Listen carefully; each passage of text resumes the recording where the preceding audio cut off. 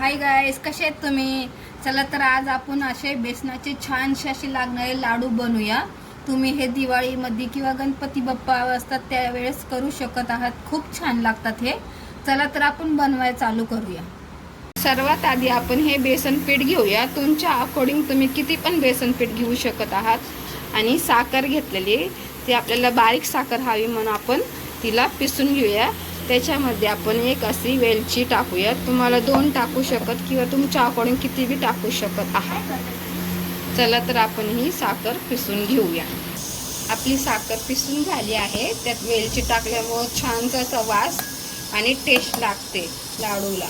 आता आपण गॅसवर टोप ठेवला आहे, त्याच्यात आपण तूप टाकूया। तुम्ही किती पण तुमच्या अकॉर्डिंग टाकू शकत आहात। तुम्हाला जसं कमी वाटेल तर अजून टाकू शकत आहात। तूप टाकलेलं आहे। तूप मेल्ट झालं तर आपण त्याच्यामध्ये हे बेसन पीठ घालूया।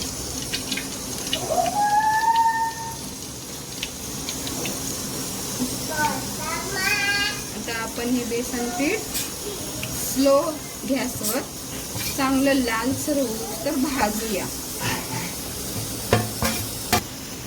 असं बेसन 15 ते 10 किंवा 15 मिनिटं चांगलं लालसर होऊस तर भाजा। स्लो गॅसवर चांगलं भाजा। हे बेसन पीठ आपण 10 ते 15 मिनिटं चांगलं असं लालसर होऊस तर भाजून घेऊया। जर तुम्हाला वाटलं की तूप कमी आहे तर तुम्ही तूप अजून टाकू शकत आहात। आणि हे स्लो गॅसवरच भाजायचं। आपलं हे पीठ चांगलं असं ब्राऊन होऊस तर भाजत आहे। मस्त छान असं भाजून झालं आहे। आता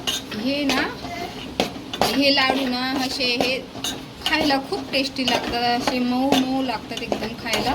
तुम्ही हे दिवाळीमध्ये किंवा गणपती बाप्पा बसतात त्या टाइमला प्रसाद म्हणून तुम्ही करू शकत आहात। खायला अगदी खूप टेस्टी लागतात हे लाडू। चला तर आपलं पीठ हे चांगलं भाजून झालं आहे। आपण याच्यामध्ये आता ही वाटून घेतलेली साखर घालूया। तुम्हाला जेवढं गोड हवं असेल तेवढीच साखर टाका। आपण आता पिठी साखर टाकली आहे। हे चांगलं असं हलवून घेऊया।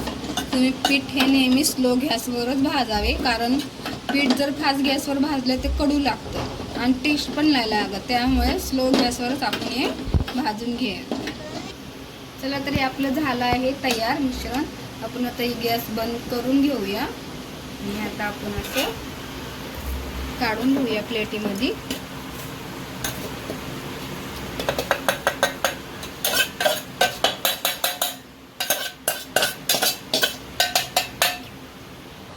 चला तर आपलं लाडूचं हे बनवून झालंय सगळं। थोडंसं हे थंड झालं ना, आपण थोडंसं याला आता थंड होऊ दिलं आहे।